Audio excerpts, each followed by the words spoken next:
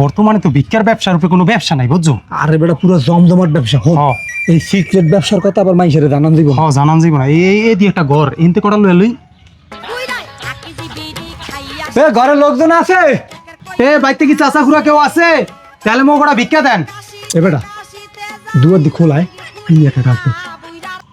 এই খালাম্মারা, খালুরা, চাচারা, আন্টিরা, বুইনেরা মগো কাটা খয়রাত দেন। ও দি বাইরে যা ভাই, আল্লাহ রাস্তা মগো কাটা খয়রাত দেন। তোমরা তো আইছো, আমি তো একটা কাজে যাইতে আসি, ওই ড্রামের মধ্যে চাউল আছে, নিজে হাতে লয়ে এলো। যাও যাও যাও। হয় হয় এটা আজ একটা চান্স হয়েছি। একটা মানুষ পাবো। দেখ দেখি ড্রামের কি অবস্থা। বাকি এই ড্রাম খালি খালি লাগে। এই দিয়ে এই করেছে। ভাই এই কটা সেই কটা হাম দেয়। ল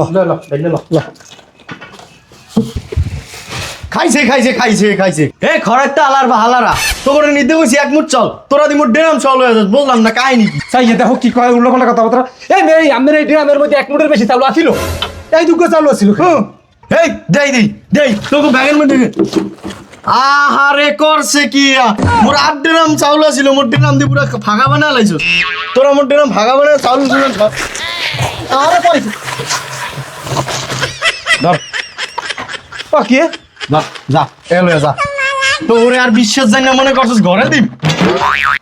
দে হর আর বাড়িতে রাখবি না। মাউবের পয় মগো সব চাউলগুলো লয়ে গেল।